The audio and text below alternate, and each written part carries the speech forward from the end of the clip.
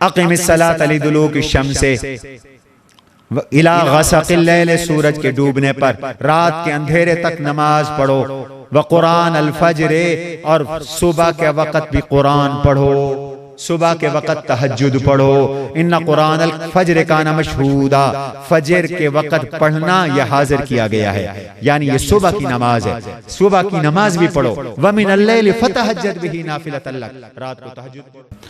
کما صلیت علی ابراہیم وعلی آل ابراہیم انک حمید مجید، اللہم بارک علی محمد وعلی آل محمد کما بارکت علی ابراہیم وعلی آل ابراہیم انک حمید مجید۔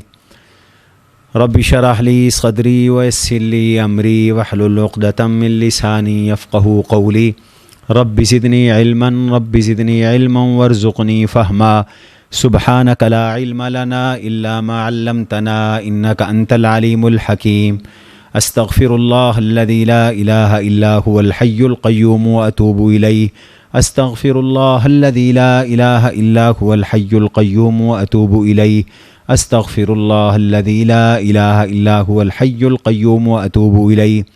اعوذ باللہ من الشیطان الرجیم، بسم اللہ الرحمن الرحیم، سبحان الذی اسری بعبدہ لیلا من المسجد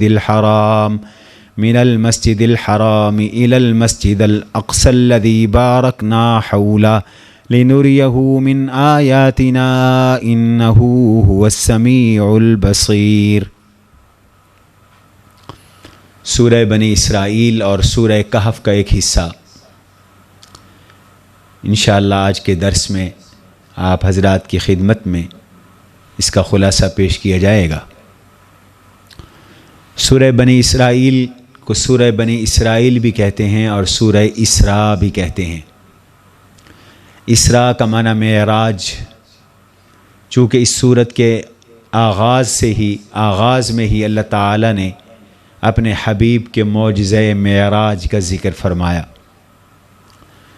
گزشتہ سورت کے آخر میں یعنی سورہ نحل کے آخر میں اللہ تعالی نے اپنے حبیب کو صبر کا حکم دیا، وَاصْبِرْ وَمَا صَبْرُكَ إِلَّا بِاللَّهِ، اور صبر تسلی کے لیے ہوتا ہے۔ اس سورت کے آغاز میں حضور علیہ الصلاۃ والسلام کو معجزہ معراج جو عطا کیا گیا اس کا ذکر ہے، اور معراج کے اس سفر عظیم سے بھی آپ کو بہت بڑی تسلی حاصل ہوئی تھی۔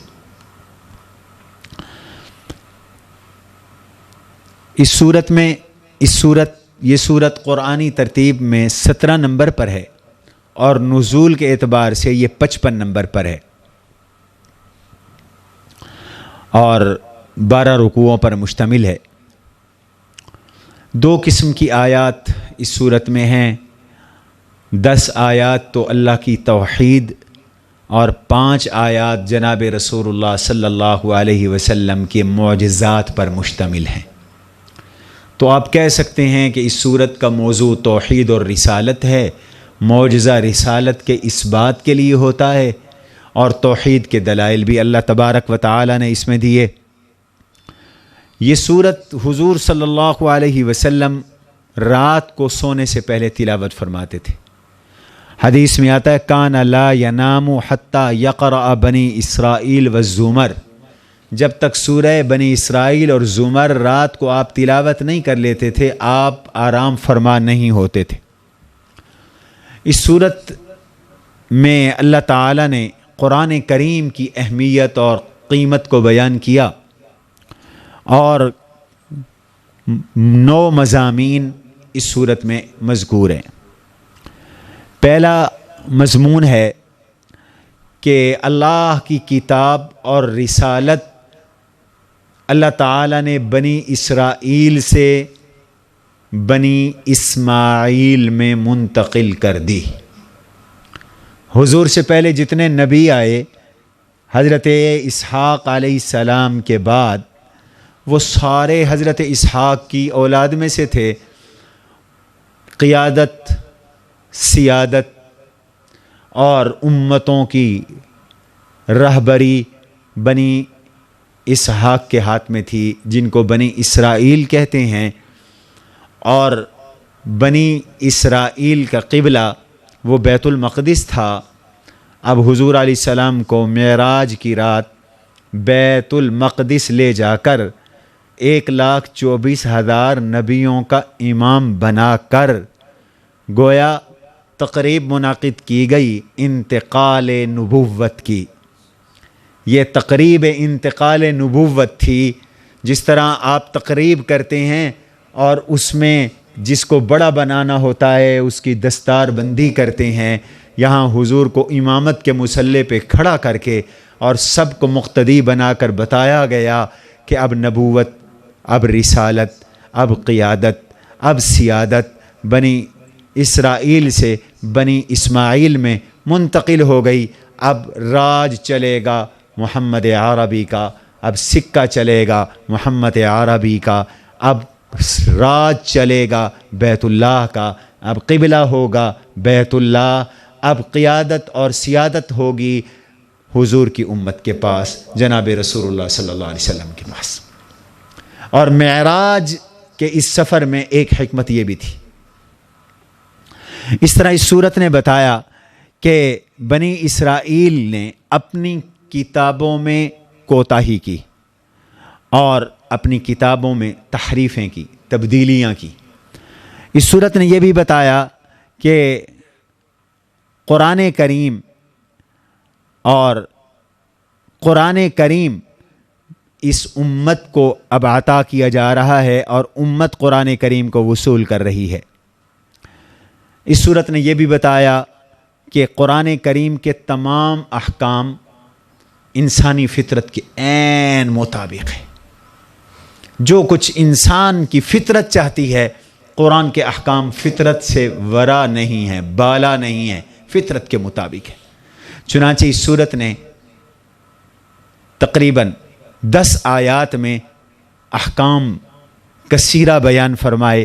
ماں باپ کی فرما برداری کا ذکر فرمایا، اسی طرح صلہ رحمی کا ذکر فرمایا، یتیموں کے ساتھ حسن سلوک کا ذکر فرمایا، اسی طرح اللہ نے فضول خرچی سے ممانعت فرمائی، اولاد اور لوگوں کو قتل کرنے سے منع فرمایا، لوگوں کے حقوق ادا کرنے اور یتیموں کے حقوق ادا کرنے کا حکم فرمایا، ناپ تول پورا کرنے کا حکم دیا، ایفاء عہد کا حکم دیا اور انصاف کے تقاضے پورے کرنے کا حکم دیا۔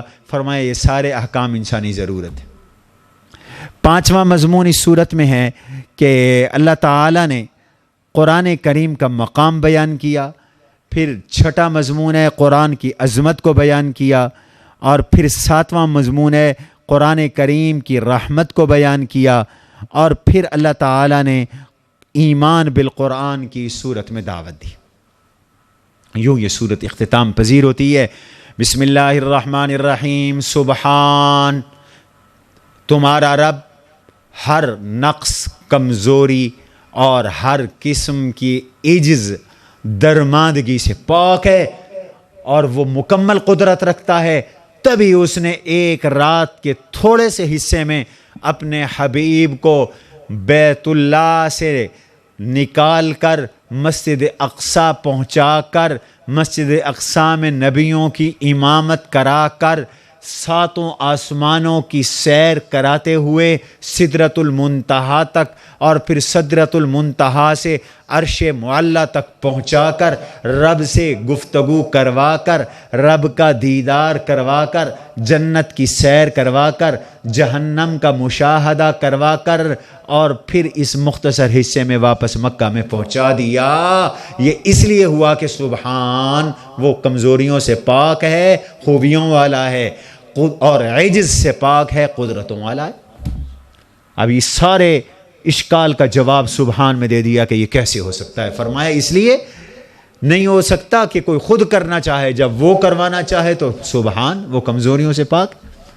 الذی اسریٰ بعبدہ لیلا، نبوت کا 10واں سال تھا، ہجرت سے 3 سال پہلے غم کا سال تھا۔ اسی سال حضرت خدیجہ بھی انتقال فرما گئیں، رفیق حیات، اور طائف والوں نے بدسلوکی بھی کی، اور جناب ابو طالب بھی دنیا سے رخصت ہو گئے۔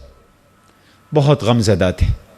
تسلیوں کے لیے اللہ نے انتظام کیا، آپ اپنی چچا زاد بہن ام ہانی کے گھر آرام فرما تھے، فرشتے آئے، آپ کو اٹھایا اور آپ وہاں سے اٹھے تو حطیم میں چلے گئے، حطیم سے اٹھے زمزم کے کنویں پہ چلے گئے، وہاں سے فرشتوں نے اٹھا کر بڑے ادب و احترام سے پاؤں کے تلوے ملے اور آپ کو براق سواری پہ بٹھایا۔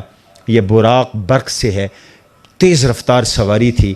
حضور فرماتے ہیں صلی اللہ علیہ وسلم یہ خچر سے ذرا چھوٹی تھی اور گدھے سے ذرا اونچی تھی، اتنی تیز رفتار تھی کہ جہاں اس کی نظر پڑتی تھی وہیں اس کا قدم پڑتا تھا۔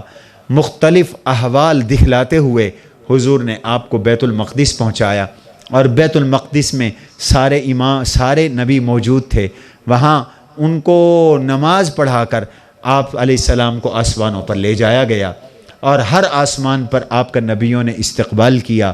پہلے آسمان پر حضرت آدم علیہ السلام نے آپ کا استقبال کیا، پھر ایک آسمان پر حضرت عیسیٰ اور یحییٰ علیہ السلام نے استقبال کیا، حضرت ادریس نے استقبال کیا، حضرت موسیٰ کلیم نے استقبال کیا، حضرت عیسیٰ نے استقبال کیا، حضرت ہارون نے استقبال کیا، حضرت ابراہیم علیہ السلام نے استقبال کیا، اور پھر آپ اوپر تشریف لے گئے۔ فرمایا ہم نے آپ کو یہ معجزہ کروایا، الذی بارکنا حولہ لنریہ من آیاتنا، تاکہ آپ اپنی آنکھوں سے ہماری آیات کا مشاہدہ کر کے آئیں اور دنیا کو بتائیں، اور دنیا کو یقین ہو جائے کہ جو کچھ حضور فرماتے ہیں وہ حق ہے اور سچ ہے۔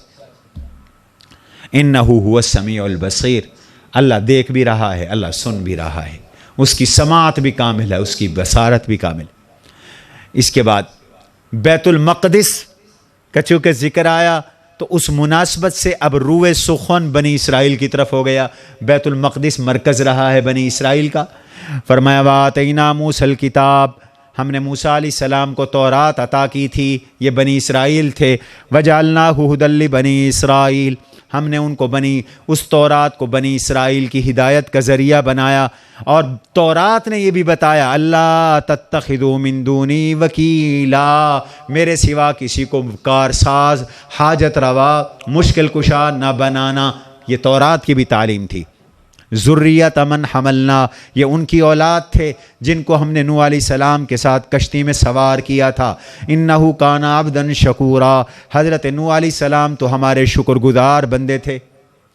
وقضینا الی بنی اسرائیل فی الکتاب لتفسدن فی الارض مرتین ولتعلن علوا کبیرا، اللہ نے یہ بات ذکر کر دی تھی اپنی کتاب میں، کیا کہ یہ بنی اسرائیل 2 مرتبہ فساد کریں گے زمین میں، اللہ کی نعمتوں کی ناشکری کریں گے، اللہ کے احکام کو پامال کریں گے، توڑیں گے، اور زمین میں فساد کریں گے، اور ہر مرتبہ ان پر عذاب آئے گا، پکڑ آئے گی۔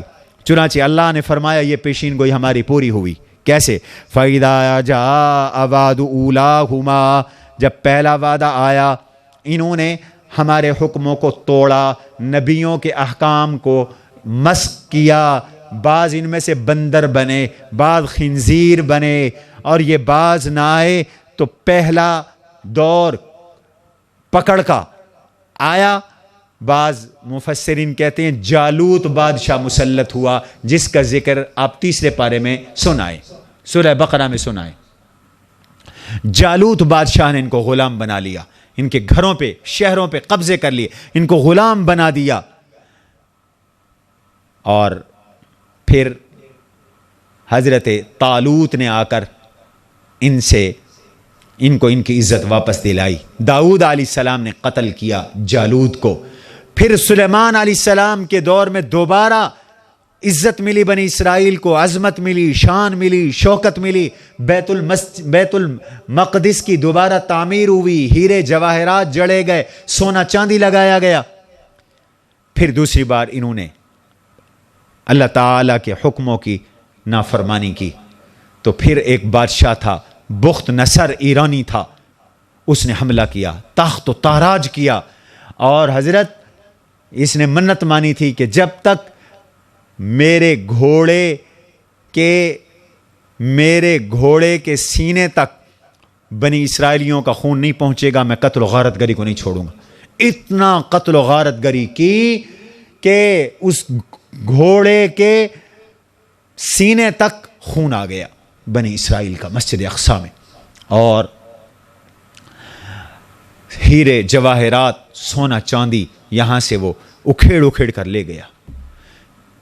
کہتے ہیں کہ 40,000 کو قتل کیا، 40,000 کو قیدی بنایا، کئی 100 گاڑیوں میں سونے اور چاندی کو لاد کر لے گیا۔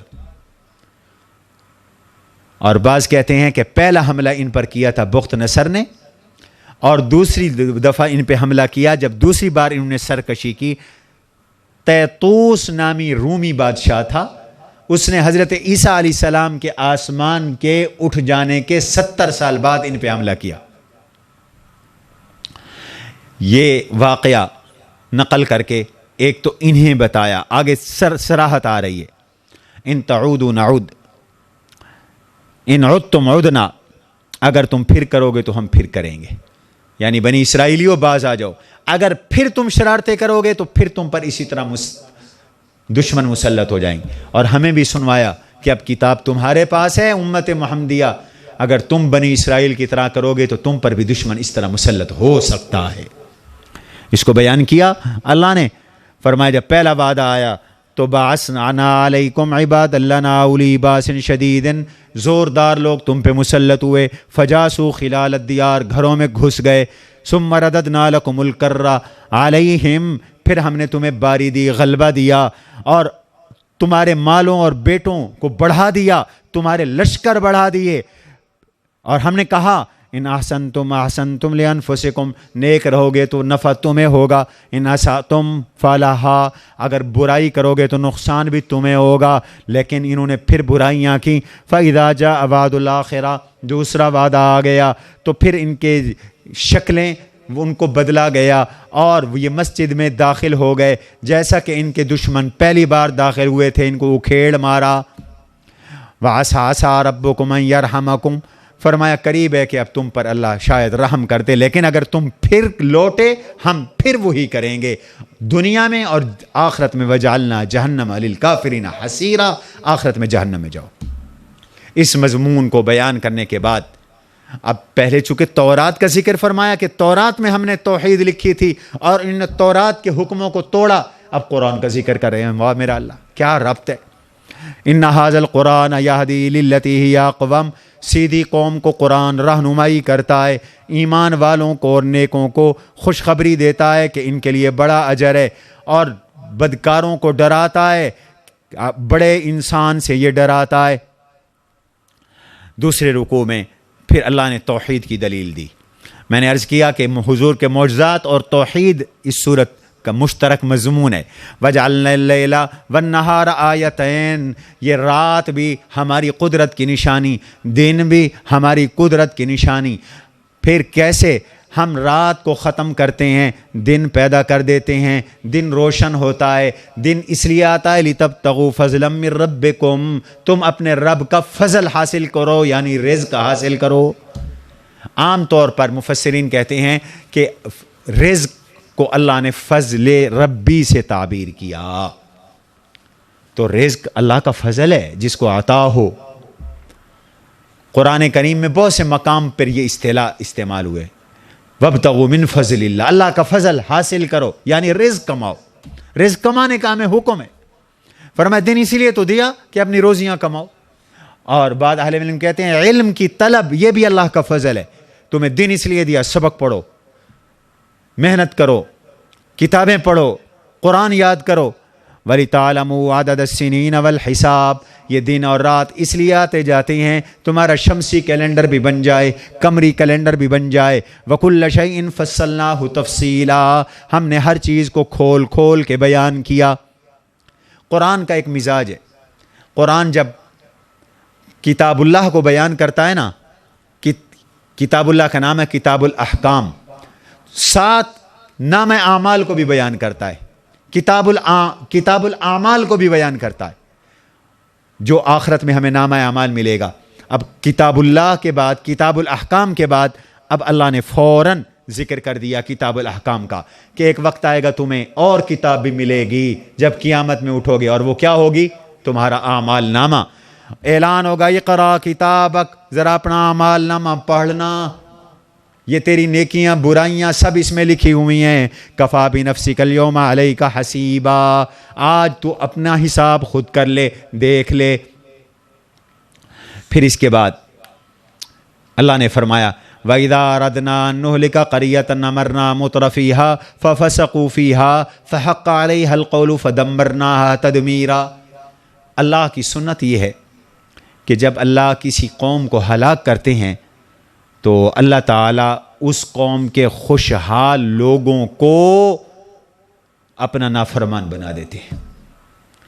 جس قوم کے سرمایہ دار، جاگیردار، وڈیرے، قیادت و سیادت والے، سیاست و اقتدار والے رب کے نافرمان ہو جاتے ہیں، فَفَسَقُوا فِيهَا فَحَقَّ عَلَيْهَا الْقَوْلُ، پھر اللہ کا عذاب ان پہ آ جاتا ہے، فَدَمَّرْنَاهَا تَدْمِيرًا، پھر ہم اس قوم کو اکھیڑ کر پھینک دیتے ہیں، اکھیڑ کر مار دیتے ہیں۔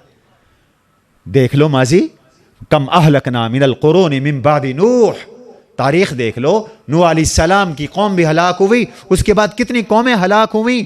وَكَفَى بِرَبِّكَ بِذُنُوبِ عِبَادِهِ خَبِيرًا بَصِيرًا، تیرا رب اپنے بندوں کے گناہوں کو دیکھتا بھی ہے، وہ جانتا بھی ہے کون نیکیوں والا ہے اور کون گناہ والا ہے۔ تیسرے رکوع میں اللہ تعالیٰ نے 10 آیتوں میں مخصوص احکام ذکر کیے جن کا میں نے سورت کے شروع میں ذکر کیا۔ ابن عباس فرماتے ہیں کہ یہ رکوع قرآنی، یہ رکوع اور اگلے رکوع کا کچھ حصہ، فرمایا یہ 2 رکوع جو ہیں، یہ 2 رکوع یہ پوری تورات کا خلاصہ ہے۔ ساری تورات جو موسیٰ علیہ السلام، قرآن کا یہی تو کمال ہے کہ قرآن نے تورات کو بھی اپنے اندر محفوظ کر دیا، انجیل کو بھی محفوظ کر دیا۔ قرآن کا یہودیوں پہ بھی احسان ہے، وہ اپنی کتاب کو نہ سنبھال سکے، اس کتاب کے مضامین قرآن نے اپنے اندر سمو کر قیامت تک محفوظ کر دیے۔ یہودیوں تمہیں بھی ہدایت چاہیے تو قرآن کے دروازے پہ آؤ، عیسائیوں تمہیں بھی ہدایت چاہیے تو قرآن کے دروازے پہ آؤ۔ تو فرمایا وَقَضَىٰ رَبُّكَ أَلَّا تَعْبُدُوا إِلَّا إِيَّاهُ، تیرے رب کا حکم ہے شرک نہ کیا کر، اللہ وحدہ لا شریک کی عبادت کیا کر۔ تعجب ہوتا ہے مسلمان پھر بھی شرک کرتے، یعنی سب سے زیادہ قرآن نے جس چیز کی تردید کی، تیا پانچا کیا، بخرے ادھیڑ دیے، وہ شرک ہے۔ اتنے واضح احکام کے باوجود پھر شرک جب کرنا، یہ تو قرآن سے بغاوت ہے، اللہ سے بغاوت ہے۔ شرک نہ کرو۔ پھر دیکھو تمہارا اللہ خالق ہے، اس کا حق ہے شرک نہ کرو۔ تمہارا باپ تمہارے دنیا میں آنے کا ذریعہ ہے، باپ کی بغاوت بھی نہ کرو۔ دوسرا حکم وبالوالدین احسانا، ماں باپ کے ساتھ حسن سلوک کرو۔ تفصیل ہے، اما یبلغن عندک الکبر احداہما احدہما او کلاہما، دونوں ماں باپ دونوں بوڑھے ہو جائیں یا ایک بالکل بوڑھا ہو جائے۔ بسا اوقات اتنا بڑھاپا ہوتا ہے کہ ان بیچاروں کی طبیعت میں چڑچڑاپن آ جاتا ہے، غصہ آ جاتا ہے، بات بات پہ ناراض ہوتے ہیں۔ فرمایا یہ اب تیرا امتحان ہے، فلا تقل لهما اف، ان کے سامنے اف بھی نہیں کہنی۔ اف نہ کہنے کا معنی یہ ہے کوئی ایسی بات نہ کرو، عمل نہ کرو جس سے انہیں تکلیف ہو۔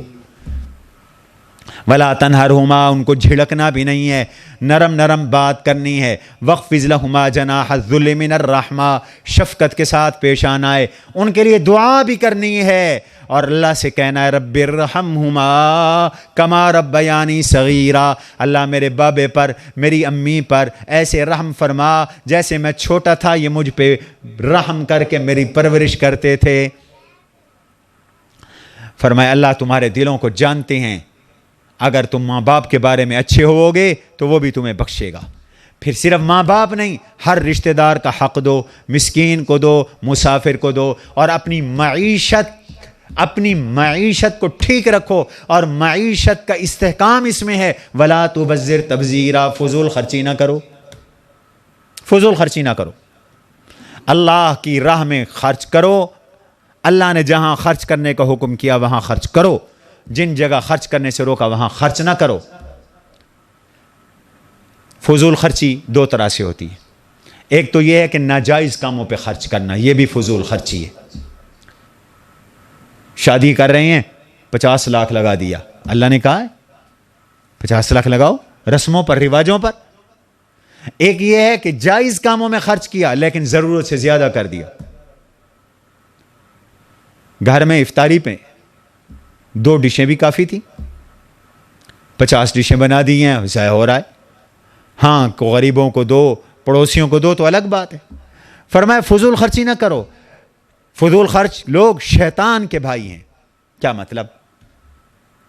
شیطان نے بھی اللہ کے حکم کی پرواہ نہیں کی، فضول خرچ بھی اللہ کے حکم کی پرواہ نہیں کرتا۔ شیطان نے بھی اکڑ دکھائی، فضول خرچ بھی خام خواہ اکڑ دکھا رہا ہے۔ شیطان نے بھی دکھلاوا کیا، فضول خرچ بھی دکھلاوا کر رہا ہے، تو یہ شیطان کا بھائی ہے،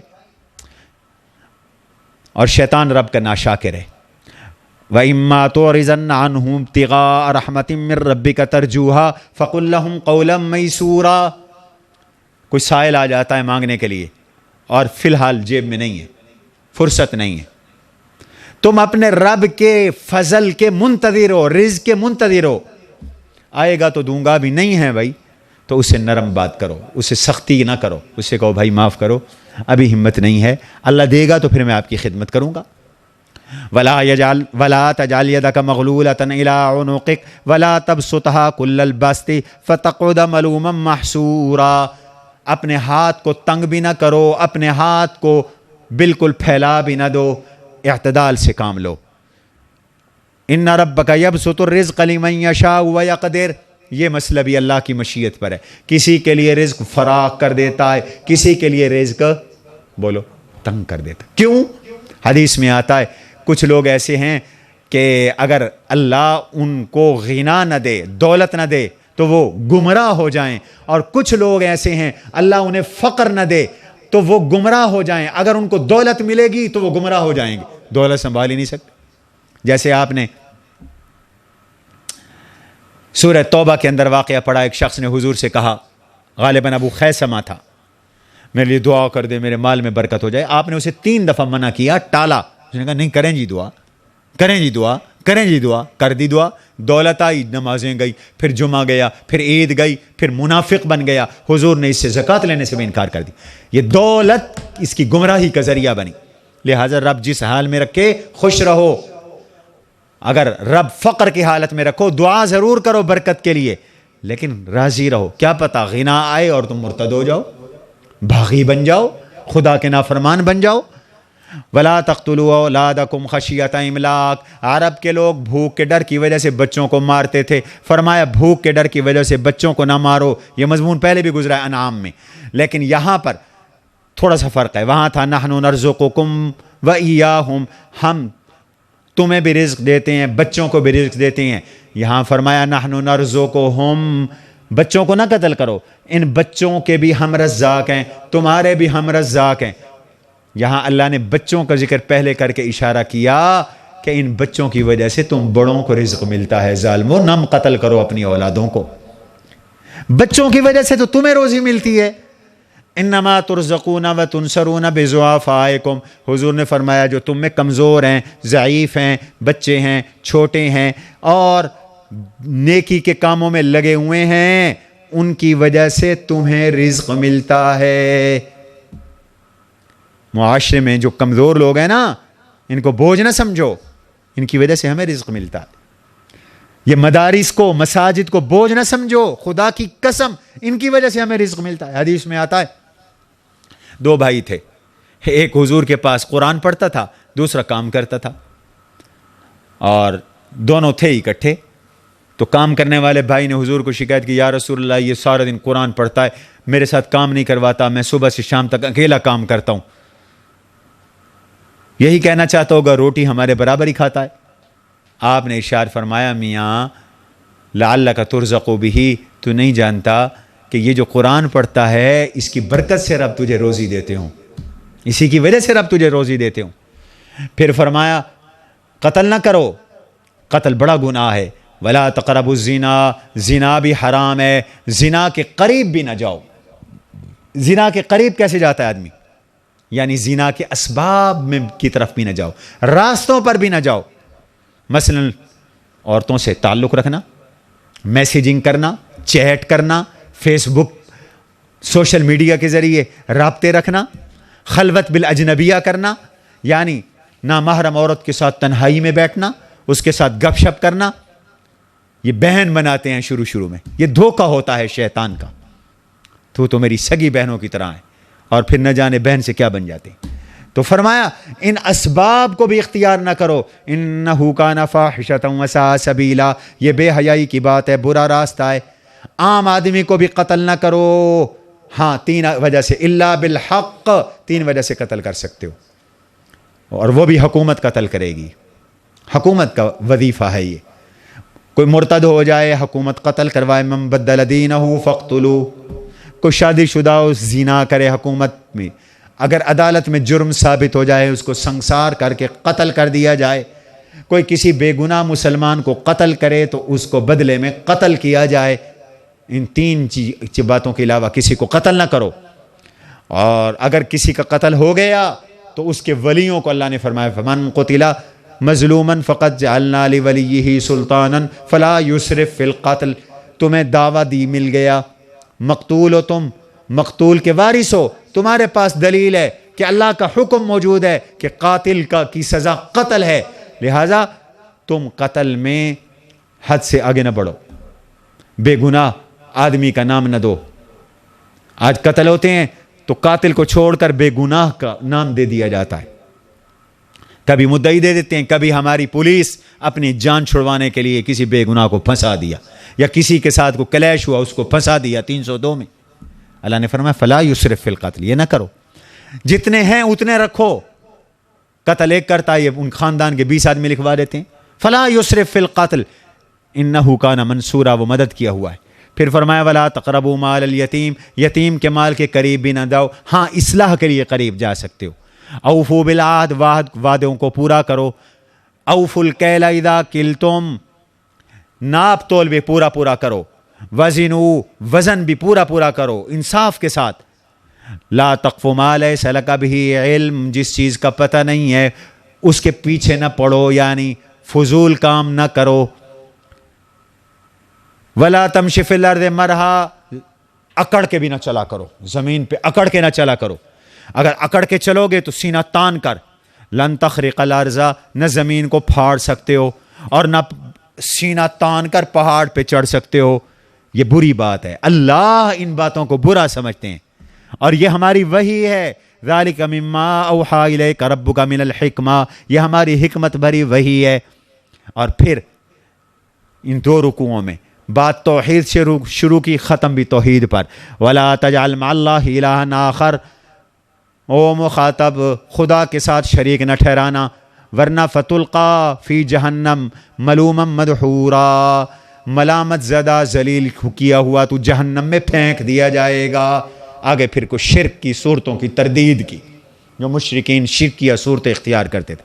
اگلے رکوع میں قرآن کا ادب، قرآن کے بارے میں فرمایا وَإِذَا قَرَأْتَ الْقُرْآنَ جَعَلْنَا بَيْنَكَ وَبَيْنَ الَّذِينَ لَا يُؤْمِنُونَ بِالْآخِرَةِ حِجَابًا مَسْتُورًا. قرآن بھی حضور کا معجزہ ہے، معراج بھی حضور کا معجزہ ہے. تو اب قرآن والا معجزہ بھی بیان کیا. حضور کو جب فرمایا جب آپ قرآن پڑھتے ہیں دشمن آپ کو نقصان پہنچانا چاہتے ہیں تو ہم ان کے اور آپ کے درمیان اپنے غیب سے پردہ ڈال دیتے ہیں، جس کی وجہ سے وہ آپ پہ حملہ نہیں کر سکتے. سبحان اللہ. ابو لہب کی بیوی جس کا ذکر قرآن میں ہے، تبت یدا ابی لہب وتب ما اغنی عنہ مالہ وما کسب سیصلی نارا ذات لہب وامرأتہ حمالۃ الحطب. اس کی بیوی چغلیاں کھاتی ہے، لکڑیوں کا گٹھا اپنے کندھے پہ اٹھائے پھرتی ہے.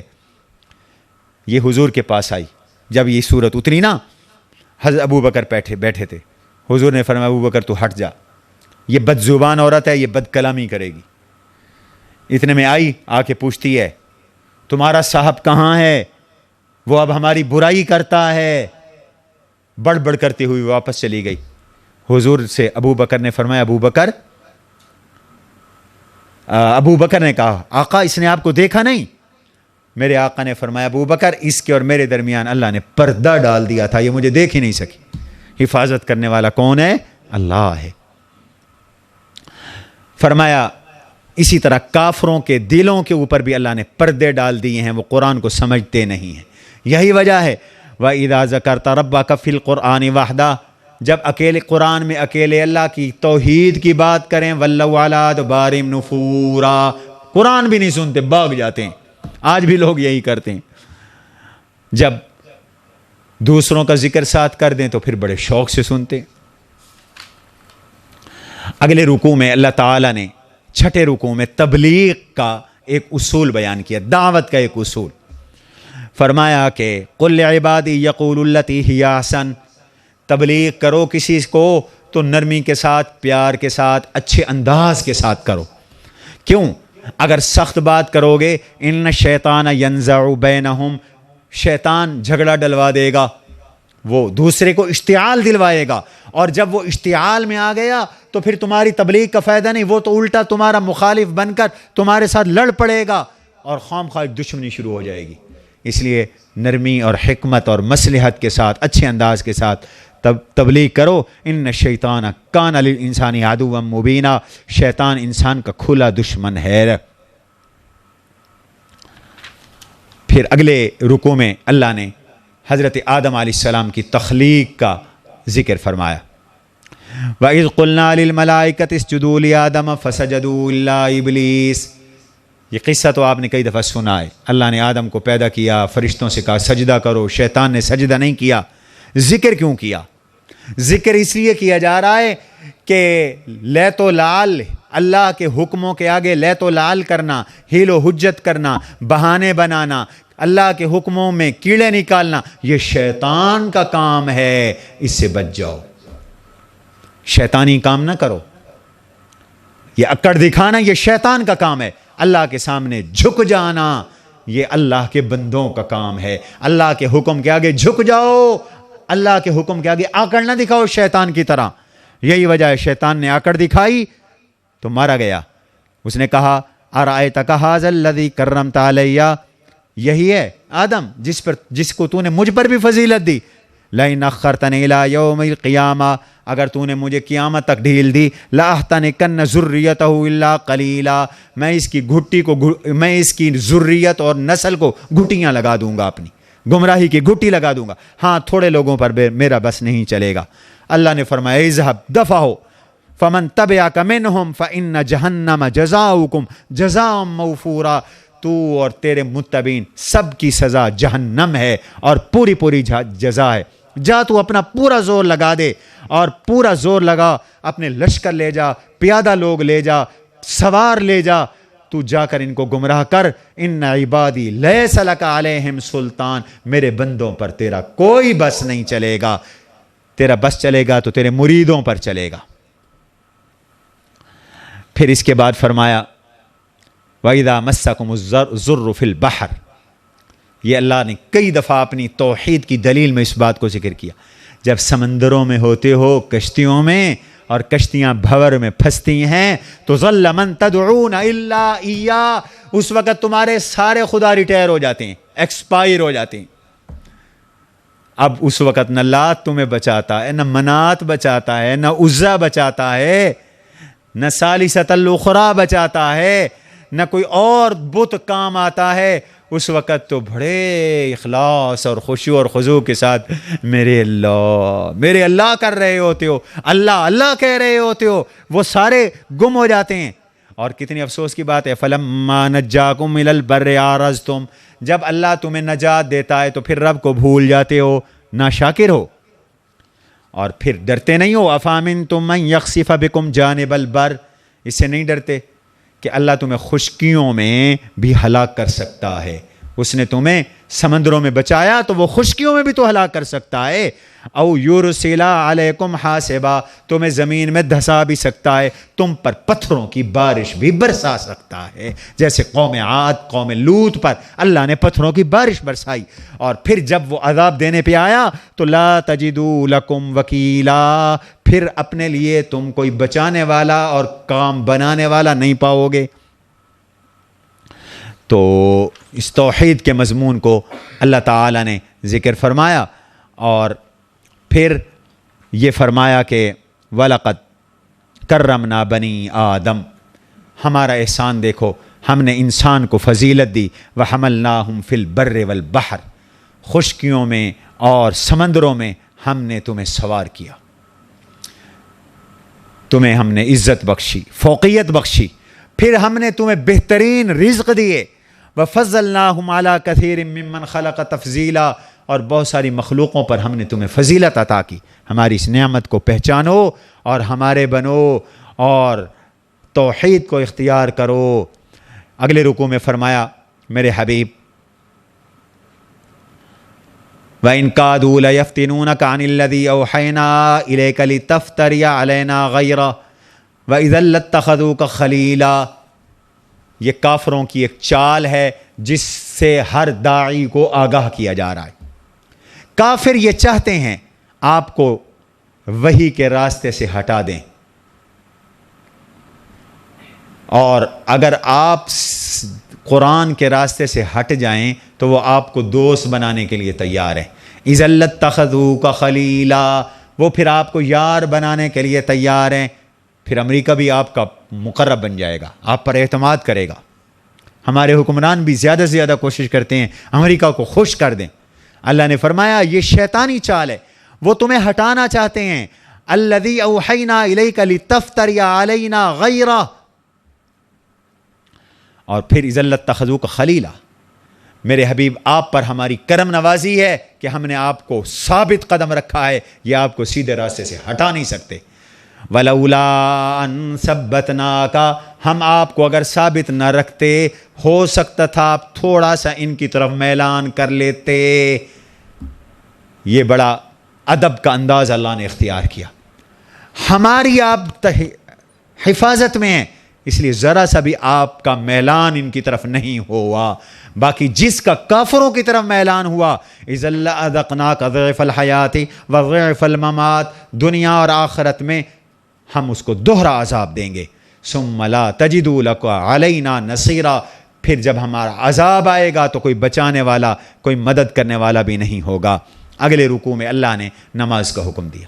مکی زندگی میں نمازیں 2 تھیں اور وہ بھی حضور نفل پڑھتے تھے، اور تیسری رات کو آپ تہجد پڑھتے تھے، صبح شام، بس 2 نمازیں، 2 رکعتیں آپ پڑھتے تھے۔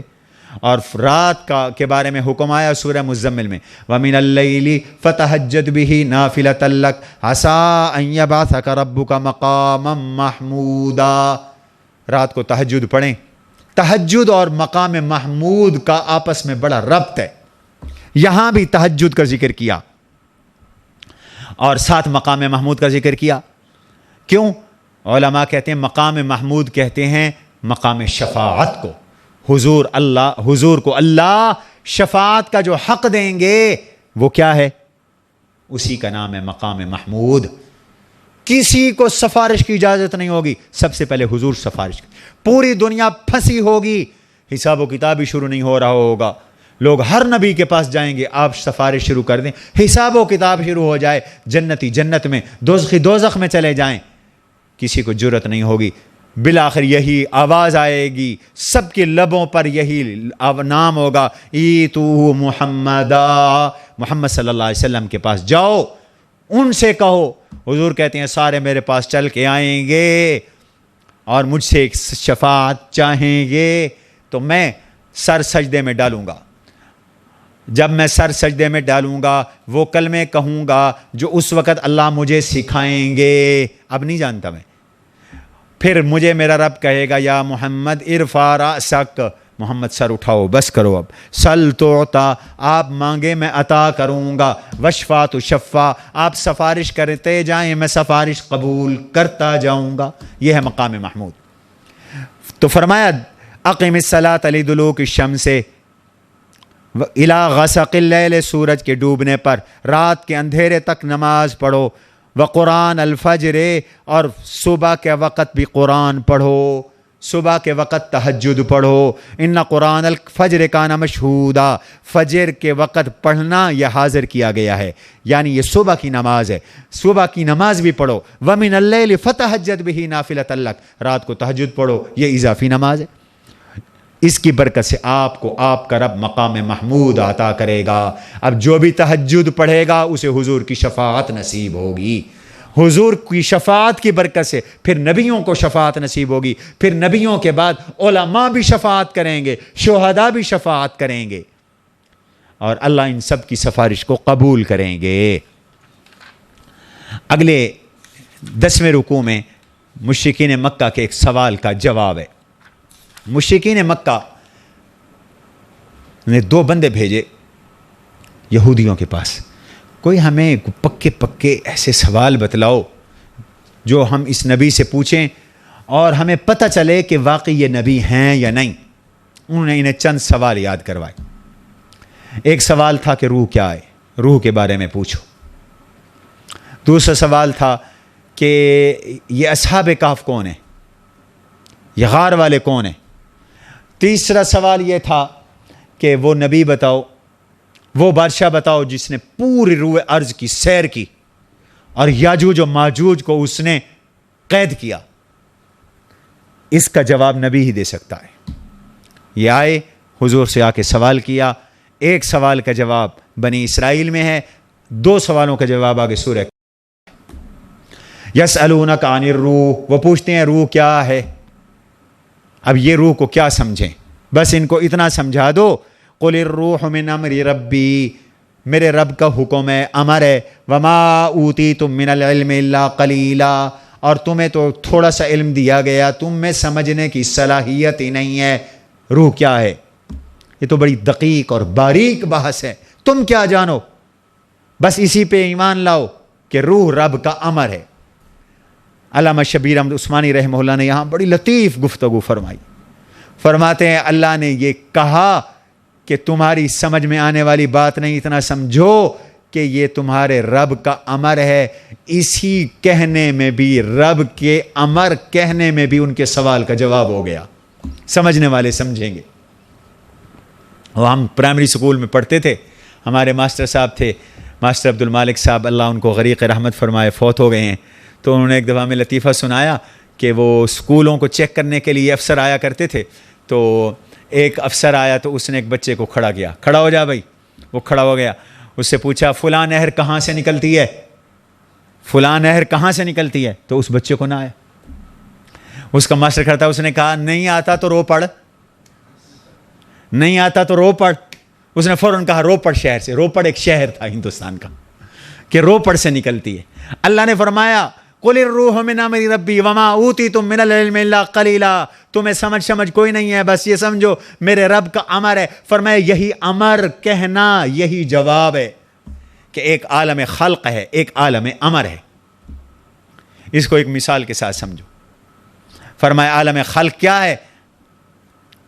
مثال کے طور پر یہ سپیکر ہے، اس کو بنایا گیا، بنانے والے نے اس کو بنایا، اس کی مشین تیار ہو گئی، اس کی تاریں بن گئیں، اور اس کے مائک بن گئے، اس کا لاؤڈ سپیکر بن گیا، اور یہ تار جوڑ دی گئی۔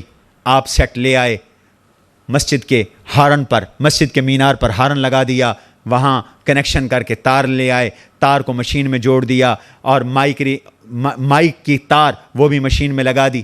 اب ایک کام ہے، ایک کام رہے، خلق ہو گیا، سپیکر بن گیا۔ اب ایک کام ہے کہ اس کو پاور دو، سوئچ لگاؤ بجلی کے ساتھ۔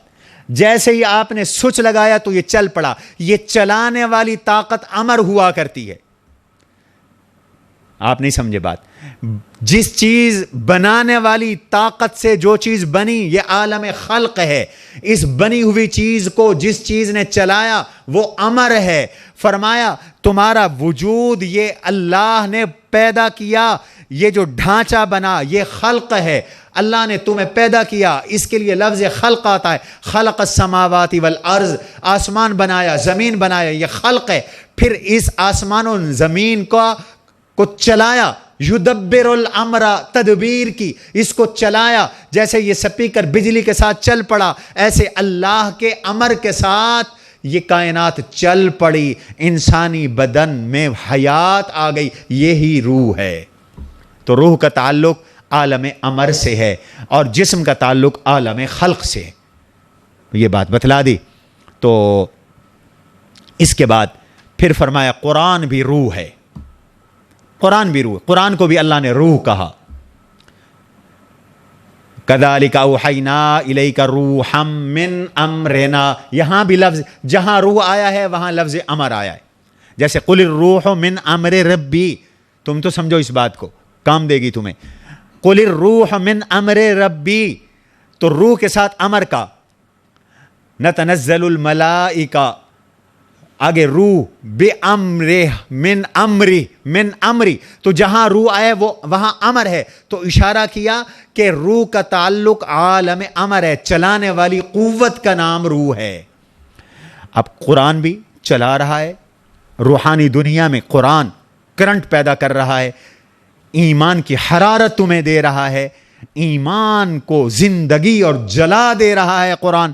تو فرمایا قرآن کی مثل کوئی نہیں لا سکتا۔ یہاں پھر چیلنج دیا، قل ان اجتمعت الانس والجن، اگر انسان اور جن جمع ہو جائیں اور کوشش کریں کہ قرآن جیسا قرآن لائیں تو لا یأتون بمثلہ، کوئی قرآن جیسا نہیں بنا سکتا، ولو کان بعضهم لبعض ظہیرا، اگرچہ سارے ایک دوسرے کی مدد کو لگ جائیں۔ میں کئی دفعہ مثال دے چکا ہوں، جیسے سورج کو کوئی بنا نہیں سکتا، سورج جیسا کوئی سورج نہیں بنا سکتا، وہ اللہ کی خلق ہے، تخلیق ہے، اس میں اسباب کا کوئی دخل نہیں، بغیر اسباب کے اللہ نے بنایا ہے۔ ایسے ہی کوئی قرآن جیسا قرآن نہیں بنا سکتا، یہ قرآن عالم امر میں سے ہے، جیسے عالم خلق کا جواب کوئی نہیں، ایسے عالم امر کا جواب کوئی نہیں۔ اس رکوع کے آخر میں مشرکین مکہ کے فرمائشی معجزوں کا بیان ہے۔ وہ چاہتے تھے کہ جیسے ہم کہیں وہ معجزہ ملے۔ میں پہلے بنی اسرائیل کے اسی رکوع کے حوالے سے غالباً سورہ اعراف میں یہ ساری باتیں بتا بھی چکا ہوں۔ قالوا لن نؤمن لك حتى تفجرنا من الارض ينبوعا، کہتے تھے اس وقت تک کلمہ نہیں پڑھیں گے جب تک کہ مکہ کی سرزمین میں آپ چشمے پانی کے نہ بہا دیں۔ مکہ میں پانی کی قلت ہے، زمزم کے سوا اور کوئی پانی نہیں ہے، اس لیے وہاں پیٹرول سستا ہے، پانی مہنگا ہے۔ اب تو پیٹرول بے قیمت ہو گیا دنیا میں، اب تو کہتے ہیں پیسے الٹا دیں گے، پیٹرول اٹھا کے لے جاؤ۔ او تکون لک جنت من نخیل وعنب، مکہ میں کاشتکاری نہیں ہوتی تھی، کہنے لگے نبی ہو تو پھر مکہ میں باغ لگا دو کھجور اور انگور کے، فتفجر الانہار خلالها تفجیرا، ان باغوں میں پھر نہریں بھی چلا دو تاکہ باغ سرسبز رہیں، پھر ایمان لائیں گے۔ او تسقط السماء کما زعمت علینا کسفا، یہ جیسے ہمیں عذاب کی دھمکیاں دیتے ہو، گرا دو آسمان ہم پر، یا اللہ کو سامنے سے لے آؤ، فرشتے کو سامنے سے لے آؤ۔ اچھا نبی ہیں تو نبی ایسے غریب غربا ہوتے ہیں، یہ ان کا کہنا تھا کافروں کا۔ او یکون لک بیت من زخرف، پھر تو آپ کا چاندی کا گھر ہونا چاہیے۔ او ترقی فی السماء، یا آسمان پہ آپ ہمیں ذرا چڑھ کے دکھائیں۔ ولن نؤمن لرقیک حتی تنزل علینا کتابا نقرأ، اور صرف چڑھنے پر بھی ایمان نہیں لائیں گے، رب سے ایک تحریر بھی ہمارے نام لے آؤ جس کو ہم پڑھیں۔ میرے نبی ان کے ان مطالبوں کے جواب میں ان سے کہہ دو قل سبحان ربی، عجز سے پاک تو میرا رب ہے، حل کنت الا بشر الرسولا، میں تو بشر و رسول ہوں، حاجت روا مشکل کشا نہیں ہوں، میں تو بشر و رسول ہوں، مجھے تو جو اللہ معجزے دیتا ہے میں تو وہی تمہیں دکھاتا ہوں، میں تو تمہیں قرآن سناتا ہوں، اور یہ کام بشر کے نہیں ہوتے جو تم مجھ سے تقاضا کر رہے ہو۔ پھر اگلے رکوع میں بھی ان کے اسی سوال کا جواب دیا کہ انسان بھلا رسول کیسے ہو سکتا ہے، بشر رسول کیسے ہو سکتا ہے؟ اللہ نے جواب دیا قل لو کان فی الارض ملائکہ، اگر زمین میں فرشتے رہتے ہوتے تو رسول بھی فرشتہ آتا، زمین میں نوری رہتے تو نبی بھی نوری ہوتا، زمین میں اگر بشر ہیں تو پھر نبی بھی بشر آئے گا تاکہ وہ تمہارے تقاضوں کو سمجھے، تمہاری ضرورتوں کو سمجھے، تمہاری مشکلات کو جانے۔ اگر فرض کرو کوئی فرشتہ اللہ نبی بنا کے یہاں بھیج دیتے، ہم کھاتے ہیں وہ کھانے سے پاک، ہم پیتے ہیں وہ پینے سے پاک، ہمیں بھوک لگتی ہے، پیاس لگتی ہے، وہ ہمیں تقاضے بشری ہیں، انہیں تقاضے بشری کوئی نہیں، تو وہ ہمارے تقاضوں کو نہ جانیں گے اور نہ ہماری فطرت کے مطابق ہمیں حکم دے سکیں گے۔ آخری رکوع میں اللہ تعالی نے پھر بنی اسرائیل کا ذکر کیا، وَلَقَدْ آتَيْنَا مُوسَىٰ 9 آيَاتٍ بَيِّنَاتٍ فَاسْأَلْ بَنِي اسرائیل، ہم نے موسیٰ علیہ السلام کو 9 نشانیاں دی تھیں، پوچھ لو بنی اسرائیل سے، پوچھ لو، یہ تمہیں بتائیں گے، ہم جو تمہیں تمہاری باتیں بتا رہے ہیں یہی تو حضور کی حقانیت کی دلیل ہے، یہی قرآن کی سچائی کی دلیل ہے۔ وہ 9 نشانیاں کون سی ہیں؟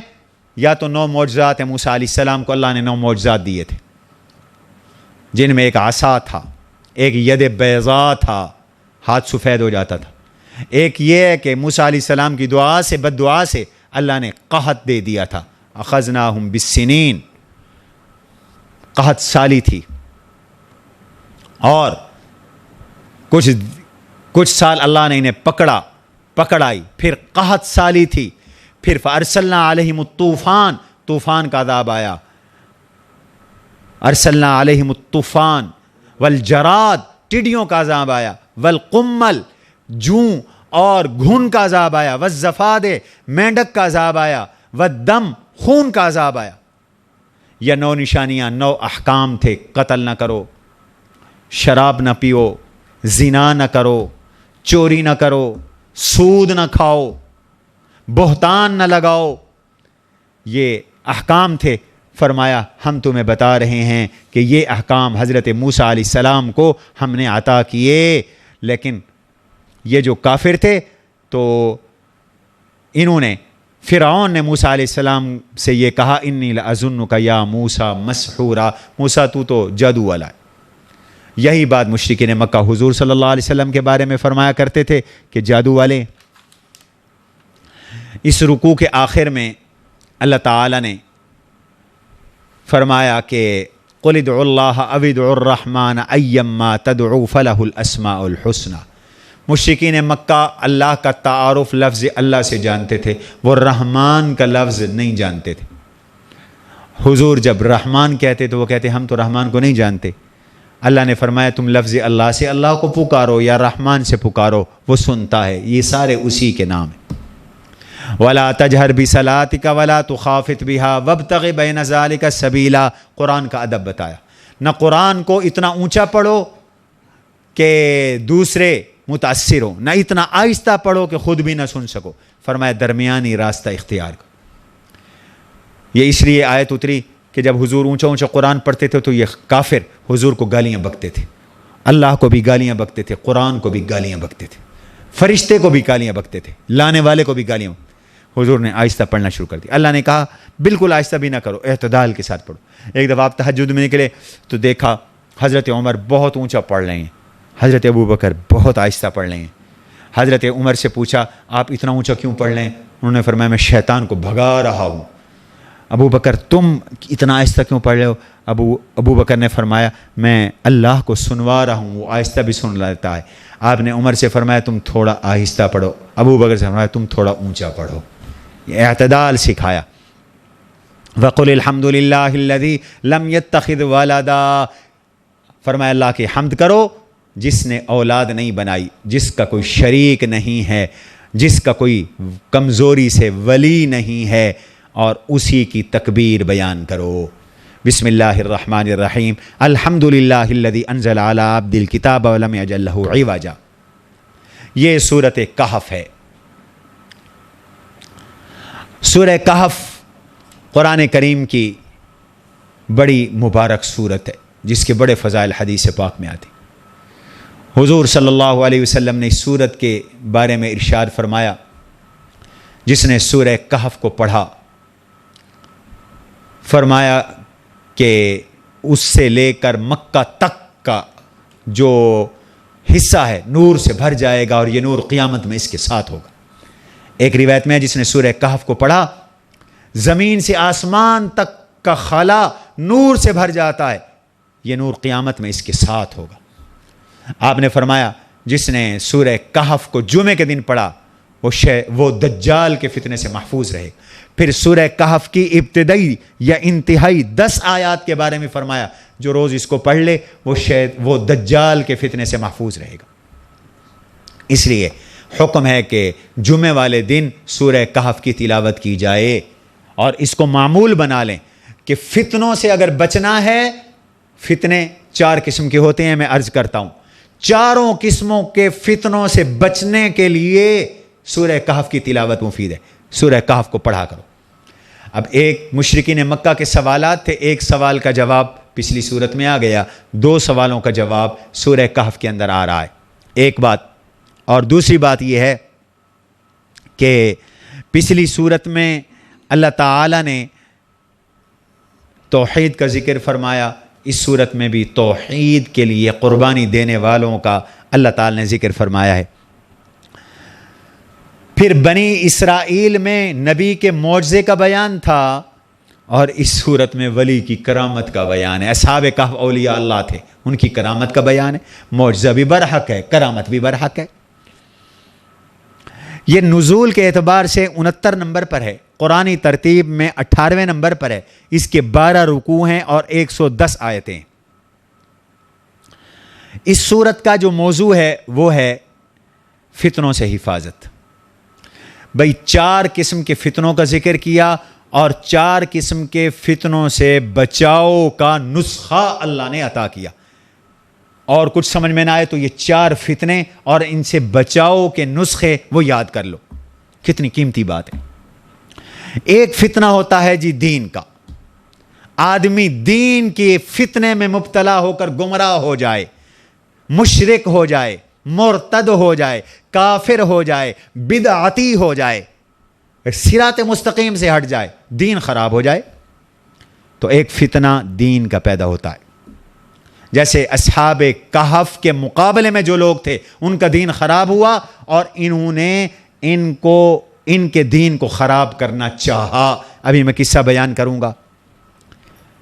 اس فتنے سے بچاؤ کا علاج اس صورت میں ہے اور وہ علاج بتایا, صحبت صالحین اختیار کرو, آخرت کو یاد کرو اور قرآن کی تلاوت کرو. ان 3 چیزوں سے آدمی کا دین محفوظ رہتا ہے, آدمی کا دین مفتون نہیں ہوتا. کون سی 3 چیزیں؟ نیک لوگوں کی صحبت, اللہ والوں کی صحبت, آخرت کی یاد اور قرآن کی تلاوت. میاں آج دنیا کی گمراہی کا بڑا سبب یہ ہے کہ نیکوں کی صحبت نہیں ہے. کسی اللہ والے کے پاس اٹھنا بیٹھنا نہیں ہے, تکبر ہے, اکڑ فوں ہے. وہ اکڑ فوں مانے ہوتی ہے کسی اللہ والے کے قدموں میں جا کے بیٹھیں, اس سے سوال جواب کریں اور اس سے دین سیکھیں اور اس کو اٹھتا بیٹھتا دیکھیں. کسی حضور کے غلام متبع سنت عاشق رسول سے حضور کی سنتیں سیکھیں. تو یہ بتلایا. دوسرا فتنہ ہوتا ہے مال کا. حافظ صاحب بعض اوقات مال آدمی کا دماغ خراب کر دیتا ہے اور مال کی وجہ سے آدمی گمراہ ہو جاتا ہے. تو مال کے فتنے کے لیے 2 دوستوں کا قصہ اللہ نے ذکر کیا. ایک دوست تھا مشرک غنی, دوسرا دوست تھا موحد فقیر. فقیر باتیں کر کے اسے سمجھاتا تھا, یہ سیٹھ سردار مانتا کوئی نہیں تھا. نتیجہ یہ نکلا ایسے فتنے میں مبتلا ہوا, اللہ نے سارا مال چھین لیا, ختم ہو گیا, بھکاری بن گیا. فرمایا اس فتنے کا علاج ہے دنیا کی حقیقت کو سمجھو, آخرت کے کاموں میں مشغول رہو. تیسرا فتنہ ہوتا ہے علم کا فتنہ. آدمی علم کی وجہ سے تکبر میں آ جاتا ہے, بڑائی میں آ جاتا ہے. مجھ جیسا کون ہے, میں بڑا عالم ہوں. کوئی لوگ ہوتے کہ کون ہے میرے سامنے بولنے والے, یہ تکبر پیدا ہو جاتا ہے. اس کے لیے بھی اللہ نے قصہ بیان کیا موسیٰ علیہ السلام اور خضر علیہ السلام کا, اور علاج بھی بتایا. اگرچہ نبی تکبر سے پاک ہوتے ہیں, نبی اس فتنے میں مبتلا نہیں ہوئے, لیکن علم فتنے کا ذریعہ بن سکتا تھا. اس لیے اللہ نے موسیٰ علیہ السلام کو خضر علیہ السلام کی طرف سفر کروایا. کہیں یہ نہ سمجھنا کہ حاشا وکلا, حاشا وکلا, خدا نہ خواستہ کہ نبی میں تکبر پیدا ہو گیا تھا موسیٰ علیہ السلام. نہ نہ نہ, ہو سکتا تھا کہ غیر نبی میں علم کی وجہ سے تکبر پیدا ہو اور ہوتا رہتا ہے. تو اس کا علاج تلقین کیا سفر کروا کر، اور وہ علاج عاجزی اور صبر، غرور نہ کرنا۔ چوتھا فتنہ ہوتا ہے اقتدار کا، سلطنت کا، کہ اقتدار کے آنے کی وجہ سے آدمی کا دماغ خراب ہو جاتا ہے اور اللہ کے مقابلے میں آ جاتا ہے، نبیوں کے مقابلے میں آ جاتا ہے۔ جیسے آج ہمارے حکمران اقتدار کے نشے میں مسجدوں کے پیچھے پڑے ہوئے، ماتم کے جلوس میں کرونا نہیں آتا، تراوی میں کرونا آتا ہے۔ کچھ شرم کرو، ڈوب کے مر جاؤ سندھ کے حکمران۔ قرآن کی مجلس نہ ہو، قرآن کا درس بھی نہ ہو،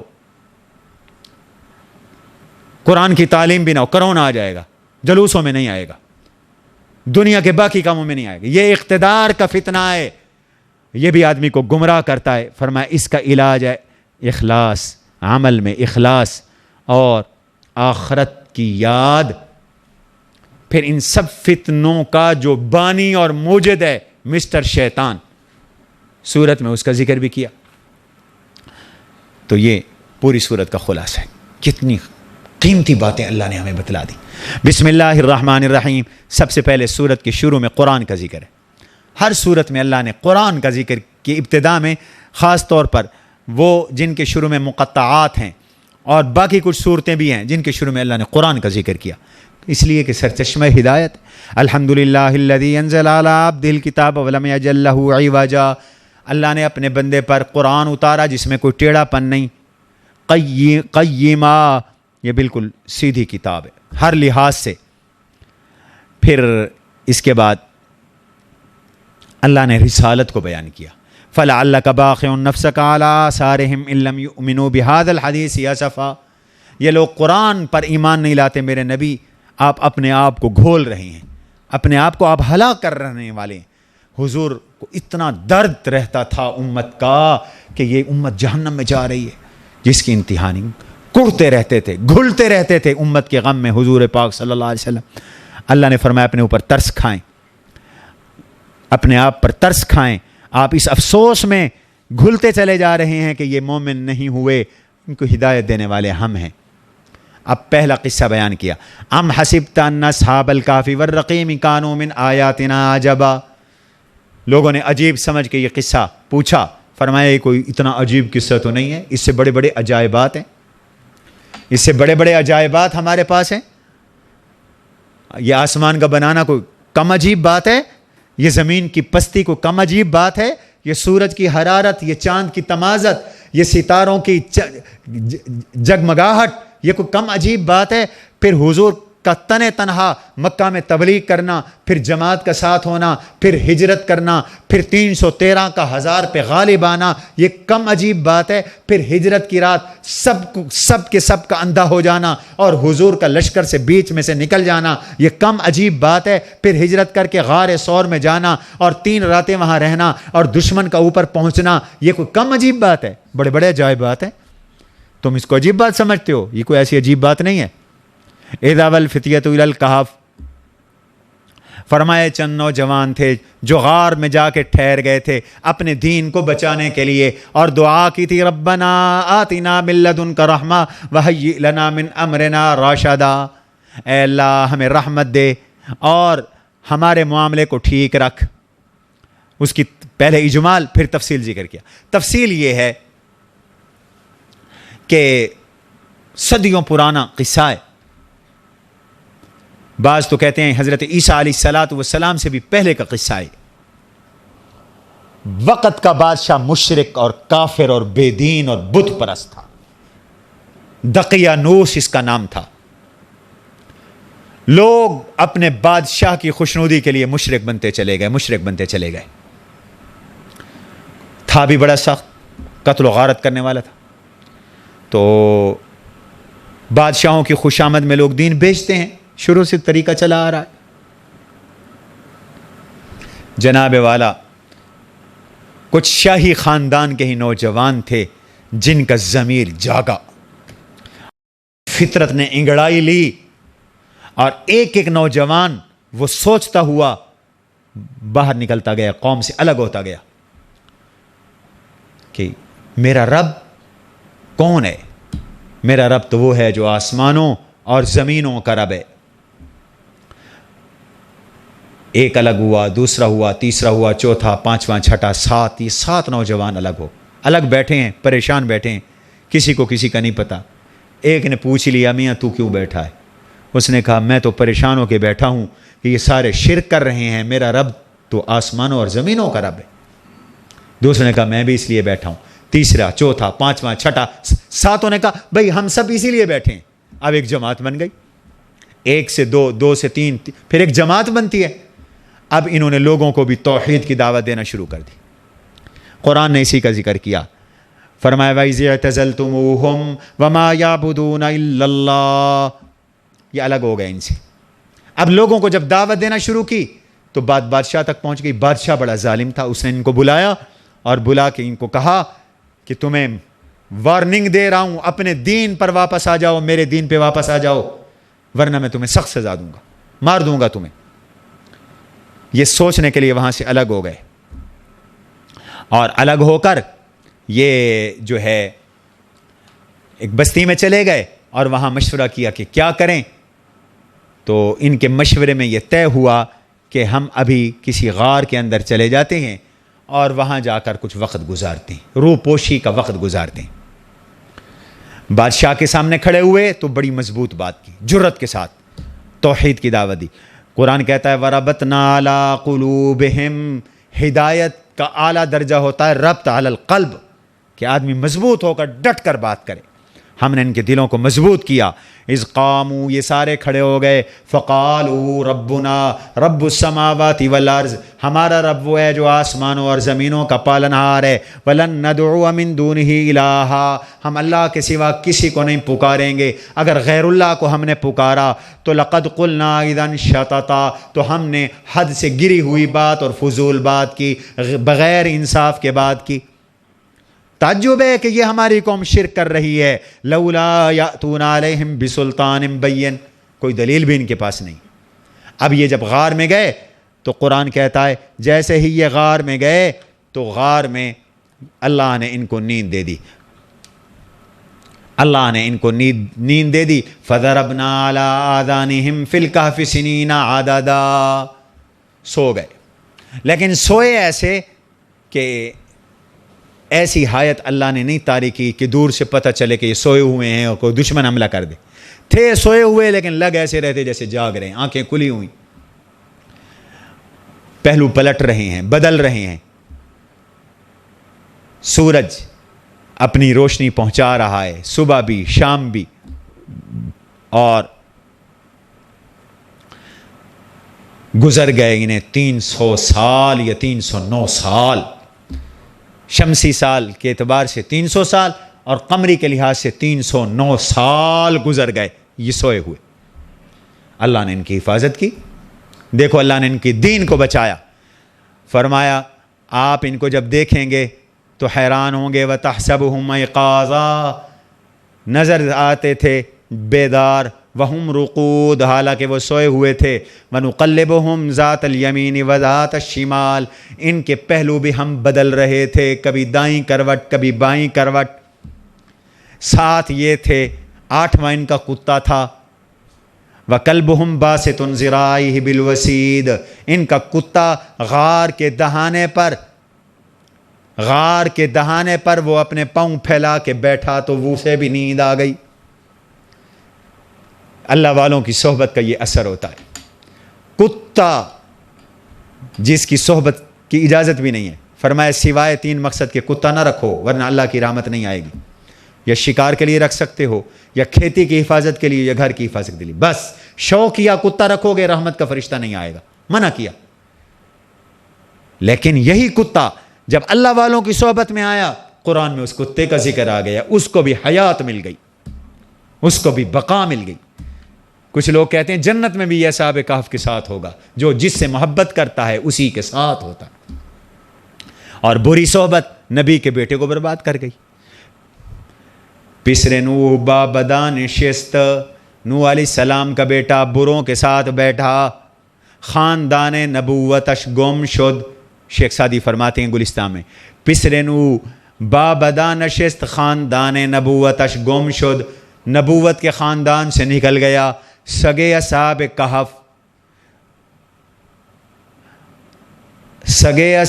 کہف روز چند، اصحاب کہف کا کتا چند دن کے لیے نیکوں کے ساتھ بیٹھا، انہی میں اس کا شمار ہو گیا. تو یہ کتا بھی یہاں بیٹھا تھا اور اللہ نے پھر ان پہ روب ڈال دیا کہ کوئی دیکھتا تو دیکھ کر بھاگ جاتا. اب جب اٹھے تو قال قائل منہم کم لبستم، ایک نے کہا میاں کتنے دن ٹھہرے، دوسرے نے کہا دن کا کچھ حصہ، تیسرے نے کہا نہیں پورا دن. تھوڑا اختلاف ہونے لگا، پتہ تو چل نہیں رہا تھا کہ آدھا دن، پورا دن، چوتھائی دن. چلو اس بحث کو ختم کرو، اب بھوک بہت لگی ہے یار، بندہ بھیجو کھانا لے آئے، پیسے دے کے بندہ بھیجو کھانا لے آئے. فَبَعْثُوا أَحَدَكُمْ بِوَارِقِكُمْ هَٰذِهِ إِلَى الْمَدِينَةِ.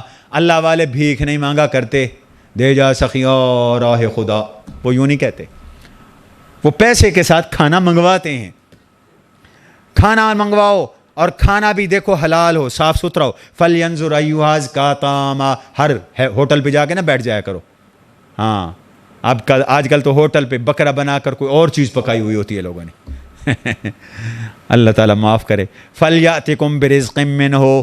اچھا کھانا لے آئے، نرمی سے بات کرے. اور دیکھو خیال کرو بادشاہ بڑا ظالم ہے. وَلَا يُشْعِرَنَّ بِكُمْ أَحَدًا. چھپ چھپا کے جانا، کسی کو مخبری نہ ہو. ایجنسیاں چاروں طرف گردش کر رہی ہیں، مسجدوں کو دیکھ رہی ہیں، کوئی نمازی نہ مل جائے. حد ہو گئی ہے. جو ایجنسیاں چوروں کو نہیں پکڑ سکتی وہ مولویوں کو اور نمازیوں کو پکڑ لیں. ہماری شکایت ہو گئی جی وضو خانہ کھلا ہوا ہے، سبحان اللہ. ہماری شکایت ہو گئی جی لوگ ماسک لگا کے لیں. نہ میں ماسک گھننے بڑھنے لوگوں کو، ہماری ذمہ داری ہم لوگوں کو ماسک لے کے دیں. کوئی عقل سے کام لو. تو فرمایا اچھا کھانا لے آئے، ورنہ اگر پتہ چل گیا لوگوں کو تو یرجموکم او یعیدوکم فی ملتہم، پھر وہ تمہیں قتل کر دیں گے یا کوشش کریں گے کہ تمہیں بے دین بنا دیں اور پھر ہم ناکام ہو جائیں گے. اب حضرت یہ بندہ گیا ایک کھانا لینے کے لیے پیسے لے کر، اور جب یہ یہاں سے نکلا تو پہلے تو اسے خود کو حیرانگی ہوئی ہوگی، جہاں رستے نہیں تھے وہاں ہیں، جہاں 3 سال 100 سال بعد تو جہان کہاں سے کہاں پہنچ جاتا ہے. 300 سال پہلے تو ملتان شیرآباد روڈ بھی نہیں تھا، اور یہاں تو جنگل ہوگا، بیابان ہوگا سارا کا سارا. یہ نواب شجاع خان کے زمانے میں تو شہر وہاں باب علی پر اور باب ابو بکر پہ ختم ہو جاتا تھا، اور ابھی نواب شجاع خان کو بھی 300 سال نہیں گزرے. ایسے ہے کہ نہیں؟ 200-250 سال گزرے ہیں سارے. تو اب اگر آج نواب شجاع خان قبر سے اٹھ کے آ جائے تو وہ حیران ہوگا کہ یہ کیا ہو گیا ہے میرے شہر کو. سمجھ میں آئی ہے کہ نہیں آئی؟ تو وہ حیران. چلو بہرحال جاتے جاتے دیکھا ایک ریسٹورنٹ کو، ہوٹل کو اچھا ہے، وہاں جا کے پیسے دیے، بھائی مجھے کھانا دو. انہوں نے دیکھا، پیسے دیکھے تو کہنے لگے ارے میاں یہ تو پرانے شرانے پیسے لائے ہوں، کوئی تمہیں خزانہ تو نہیں مل گیا؟ موجودہ کرنسی لاؤ میاں. بابا یہ تو 300 سال پرانی کرنسی ہے. 300 سال پرانی. یہاں کیا چاندی کی کرنسی ہوا کرتی تھی ہندوستان میں، چاندی کی کرنسی کبھی کبھی خزانوں سے نکل آتی ہے. اس نے کہا یار کمال ہے، کل ہم جا رہے ہیں یہاں سے، آج کہتے ہو کہ نئی کرنسی لے آؤ. اب وہ جو لوگ تھے اکٹھے ہو گئے. لباس بھی عجیب ہوگا، 300 سال بعد تو لباس بھی بدل جاتا ہے، ہر چیز بدل جاتی ہے. جب پاکستان بنا تھا اس وقت کی تصویریں دیکھو، کوئی ننگے سر نہیں ہے. اب تو اللہ کے فضل سے شکر پڑھو کہ کچھ نہ کچھ کپڑے باقی ہیں، ورنہ ان کی کوشش یہی ہے بالکل فارغ ہو جائے. سر تسر عورتوں کا آدھا جسم ننگا ہو گیا، مردوں کا آدھا جسم ننگا ہو گیا، تو لباس بھی الگ ہوگا. تو لوگ اکٹھے ہو گئے. تو اب انہیں بات یاد آئی کہ 300 سال پہلے کچھ ہمارے نوجوان گم ہو گئے تھے، اور ان کے نام تختیوں پہ بادشاہ نے لکھوا کے رکھ دیے تھے، اس لیے ان کا نام اصحاب الرقیم بھی ہے. رقیم کا معنی تختی، کہ کہ شاید یہ وہی لوگ ہیں. بات پہنچتی پہنچتی بادشاہ تک پہنچ گئی. آج کا بادشاہ نیک صالح تھا, بیدوسیس اس کا نام تھا, اور کچھ ایک فرقہ پیدا ہو گیا تھا جو قیامت کا منکر تھا, اور وہ کہتا تھا یہ کیسے ہو سکتا ہے بندہ مر کر مٹی مٹی ہو جائے پھر اٹھے. اور وہ بادشاہ بڑا پریشان تھا کہ کوئی ہدایت کا سامان لائیں. اس نے ٹاٹ کا لباس پہنا, جنگل میں گیا, رو رو کے دہاڑے مار مار کر فریاد کر کے اللہ سے دعا مانگی, یا اللہ کوئی نشانی دکھا دے میں قوم کو قائل کر سکوں, میری قوم دوزخ میں نہ جائے. تو اس بادشاہ تک بات پہنچی تو وہ آیا اور قوم کو اس نے کہا کہ جو رب 300 سال تک زندہ رکھ سکتا ہے وہ دوبارہ بھی زندہ کر سکتا ہے. اور پھر ان کا اعزاز و اکرام میں سارے اکٹھے ہو گئے, اس کو لے کر گئے. انہوں نے کہا اب ہمارے مہمان ہو, تم اللہ والے ہو. اس نے کہا کہ تم باہر ٹھہرو, میں اندر جاتا ہوں, کہیں یہ ڈر نہ جائیں. اندر جا کے ان کو بتایا کہ ایسے ایسے ماجرا ہے, اتنے 100 سال ہو گئے ہمیں سوئے ہوئے, اور لوگ باہر کھڑے ہوئے ہیں. اب آگے روایات مختلف ہیں. بعض روایات میں آتا ہے یہ اندر گیا اور سب کو موت آ گئی. بعض میں آتا ہے نہیں یہ سارے باہر آئے, لوگوں سے ملے, پھر غار میں گئے, اور پھر یہ زندہ رہے یا فوت ہو گئے. یہ مختلف روایات ہیں. بہرحال قوم کو ایک نشانی مل گئی, اور پھر قوم نے مشورہ کیا کہ علامت کے طور پر کوئی چیز بنائی, تو انہوں نے غار سے باہر ایک مسجد بنا دی. چاہے وہ زندہ تھے یا فوت ہو گئے تھے یہ کچھ نہیں کہہ سکتے. اللہ نے اس کا ذکر کیا تو فرمایا اب یہ کتنے تھے؟ سیقولون ثلاثۃ رابعہم کلبہم. دنیا نہیں جانتی, کوئی کہتا ہے 3 ہیں, چوتھا ان کا کتا تھا, کوئی کہتے ہیں 5 ہیں, چھٹا ان کا کتا تھا.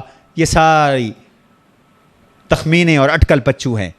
راجع بات یہ ہے ویقولون سبعۃ وثامنہم کلبہم, یہ 7 تھے, 8واں ان کا کتا تھا. یہ قصہ بیان کیا, اور اس قصے کو بیان کرنے کے بعد اگلے رکوع میں دین کے اس فتنے کا علاج بھی بتایا. میں وہ عرض کرتا ہوں علاج کیا. یم خلینا, مکسلمینا, مشلینا, مرنوش, برنوش, شازنوس, کفش تیتوش, یہ ان کے نام تھے. اور ان کے کتے کا نام تھا قطمیر. اور یہ ایسے مبارک نام ہیں, کہتے ہیں کہ آج بھی یہ نام پڑھ کر دعا مانگو اللہ دعا قبول فرما لیتے ہیں. درمیان میں فرمایا ولا تقولن لشیء انی فاعل ذلک غدا الا ان یشاء اللہ. جو کام کرنا ہو تو اس سے پہلے انشاءاللہ کہا کریں. ہوا یہ کہ حضور سے جب یہ سوال کیا مشرکین مکہ نے, تو حضور نے فرمایا کل جواب دوں گا, انشاءاللہ کہنا بھول گئے. 15 دن وحی نہیں آئی. حضور بڑے پریشان تھے. 15 دن کے بعد وحی آئی, اور ساتھ یہ بھی اللہ نے فرمایا کہ وہی اس لیے رکی رہی کہ آپ نے اللہ کا نام نہیں لیا تھا. مستقبل کے کسی کام کے بارے میں کہو کہ میں نے یہ کام کرنا ہے, تو ساتھ انشاءاللہ کہو. وَاذْكُرْ رَبَّكَ إِذَا نَسِيتَ, اگر بھول جاؤ کہنا تو دل میں اللہ کا نام لو. بہرحال اس قصے کے بعد اللہ نے اب علاج بتلایا. تو پہلی چیز فرمائی کہ وَاتْلُ مَا أُوحِيَ إِلَيْكَ مِنْ كِتَابِ رَبِّكَ, قرآن پڑھا کرو. دین کے فتنے سے بچنے کے لیے کیا پڑھو؟ بولو قرآن پڑھا. دوسری چیز وَاصْبِرْ نَفْسَكَ مَعَ الَّذِينَ يَدْعُونَ رَبَّهُمْ بِالْغَدَاةِ وَالْعَشِيِّ, نیک لوگوں کی صحبت اختیار کرو. اصحاب کہف کے بارے میں آیت اتری. مشرکین مکہ نے کہا حضور سے آپ کے مدرسے کے طالب غریب مسکین ہیں, ان کے جسموں پہ کپڑے پورے نہیں, ہم ان کے ساتھ نہیں بیٹھ سکتے, آپ ان کو الگ کر دیں پھر ہم آپ کی بات سنیں گے. اللہ نے فرمایا میرے نبی یہ کلمہ پڑھیں نہ پڑھیں, ان طالبوں سے پیار کرنا ہے, ان کو نہیں ہٹانا. اپنے آپ کو ان کے ساتھ جوڑ کے رکھو, انہی میں دن گزارو, انہی میں رات گزارو, انہی میں صبح گزارو, انہی میں شام گزارو. یہ قرآن کے طلباء بڑے قیمتی ہیں. اللہ نے ان کا قرآن میں ذکر کر کے نبی کو پابند بنا دیا. ان لوگ نیک لوگوں کے بیچ میں رہو. ان سرمایہ داروں اور جاگیرداروں اور ان بدعقیدہ لوگوں کی خاطر اپنے ان فقیروں کو حقارت کی نظر سے نہ دیکھو. ولا تعد عیناک عنہم, ان سے نظر نہ ہٹاؤ دنیا کے لیے. تیسرا علاج ہے فکر آخرت. فرمایا اب آخرت کی طرف بھی متوجہ ہو. قل الحق من ربکم فمن شاء فلیؤمن فمن شاء فلیکفر انا اعتدنا للظالمین نارا. انجام آخرت ہم نے کافروں کے لیے دوزخ بنائی ہے. آگے پھر جہنم کے حالات بیان کی. دوسرا فتنہ ہوتا ہے جی مال کا جو خراب کرتا ہے, اس کے لیے بھی ایک واقعہ بیان کی. وَضْرِبْ لَهُمْ مَثَلَ الرَّجُلَيْنِ جَعَلْنَا لِأَحَدِهِمَا جَنَّتَيْنِ مِنْ أَعْنَابٍ. دو یار ہیں, دو دوست ہیں. حاجی صاحب کبھی کبھی آدمی کو دوست ایسے مل جاتے ہیں جو بدعقیدہ ہوتے ہیں. ایک غریب آدمی, غریب مسلمان, یہ بیچارہ فقیر ہے اور مومن ہے. یار اس کا کیا ہے؟ مشرک اور دولت مند. اور دولت کیا دی اللہ نے اس کو؟ باغ, زمین, دو باغ بڑے قیمتی, انگور کا باغ, باہر بطور باڑ کے چاروں طرف کھجوریں, درمیان میں کھیت. باغ بھی ایسا کلتا الجنتین آتت اکلہا, پورا پورا پھل دینے والا. ولم تظلم منہ شیئا, یہ نہیں کہ کچھ پھلا کچھ نہیں پھلا, پورا پھلا ہے, کوئی کمی نہیں, فل مالا مال کر دیتا تھا باغ. اور باغ کو پانی کی ضرورت ہوتی ہے. وفجرنا خلالہما نہرا, درمیان میں اللہ نے نہریں بھی بنا دی تھی. وکان لہ ثمر, نفع ہی نفع آتا تھا, منافع ہی منافع آتا تھا. فقال لصاحبہ وہو یحاورہ انا اکثر منک مالا واعز نفرا. یہ اپنے یار سے کہتا تھا, اوے کیا تو ہر وقت اللہ اللہ کی باتیں کرتا رہتا ہے, دیکھ میں کوئی اللہ کا ذکر نہیں کرتا, اور پھر بھی میرے پاس اتنا مال ہے اور اتنی لوگ ہیں, اتنی میری عزت ہے. ایک تو یہ مذاق اڑایا اس غریب کا. دوسرا پھر جب باغ میں گیا تو باغ کو دیکھ کر اترا گیا, کہتا ہے ما ظن ان تبید ھذہ ابدا. ہاں ایسا باغ, میرا یار ایسے مجھے ڈراتا رہتا ہے کہ کلمہ پڑھ لے, توحید پہ آ جا, ورنہ اللہ تیری نعمتیں اپنی نعمتیں چھین لے گا. یہ ایسے مجھے ڈراتا. یہ باغ بھی کبھی ختم ہوتا ہے؟ یہ نہیں ہوتا ختم. جیسے بہت سے لوگ اترا کر کہتے میں نے اتنا کما لیا ہے, میری 7 نسلوں کو ختم نہیں ہوگا, کہتے ہیں لوگ. اس نے بھی یہی کہا تھا, ما ظن ان تبید ھذہ ابدا, میری نسلوں کو بھی یہ کافی ہے, یہ کبھی نہیں ختم ہوگا. باقی قیامت شیامت کوئی نہیں آنی, یہ مجھے قیامت سے ڈرا. اگر آ بھی گئی نا تو میرا رب مجھ سے راضی ہے تو مجھے باغ دیا ہے, پھر میرا رب وہاں بھی مجھے دے دے گا. وہ کلمہ پڑھنے والا, تبلیغ والا, ٹھیک ہے, مدرسے والا, وہ یار کہتا تھا اکفرت بالذی خلقک من تراب, خوف خدا کر, کفر نہ کر, ذرا اپنی حقیقت پہ غور کر. تجھے رب نے مٹی سے پھر نطفے سے پیدا کر کے پورا انسان بنایا, اور اللہ نے مجھے تجھے پالا, شرک نہ کر. اور جب باغ میں جایا کر تو اترایا بھی نہ کر, یوں کہا کر ما شاء اللہ لا قوت الا باللہ. یہ نظر سے بچاؤ کی بہترین دعا ہے. جب اپنی دکان پہ جاؤ اچھی لگے دکان, گھر میں جاؤ گھر اچھا لگے, کاروبار میں جاؤ, باغ میں جاؤ اچھا لگے, تو کہا کرو کیا بلا, پڑھ لو سارے ما شاء اللہ لا قوت. اس سے شیطان کو چوٹ لگتی ہے. اور دیکھ, میں اگر مال میں کم ہوں, اولاد میں کم ہوں, تو کیا ہوا؟ تو مجھے حقارت کی نظر سے دیکھتا ہے. میرے اگر بچے کم ہیں, میرا مال کم ہے, اللہ قادر ہے کہ مجھے اللہ باغ دے دے, تیرے باغ سے بہتر باغ دے دے, اور تیرا باغ اللہ ہلاک کر دے, اللہ اس پہ قادر ہے. یا اللہ اس کا پانی خشک کر دے,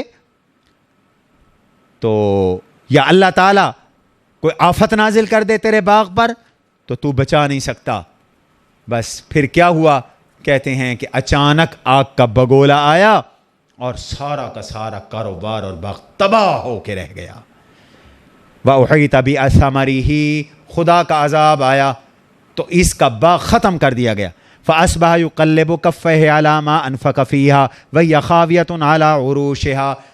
اب اس کی ساری انویسٹمنٹ ضائع ہو گئی, سارا کا سارا باغ تنوں کے بر گرا پڑا ہے, اور کہتا ہے یا لیتنی لم اشرک بربی احدا, کاش میں شرک نہ کرتا, میں تو مارا گیا, کوئی جماعت اس کی مدد نہ کر سکی. وَلَمْ تَكُنْ لَهُ فِئَةٌ يَنْصُرُونَهُ. کچھ لوگ اپنے مکانوں اور باغوں پر نا کالی ہنڈیاں رکھ دیتے ہیں، اور دیکھا ہے کبھی؟ یہ بچائے گی۔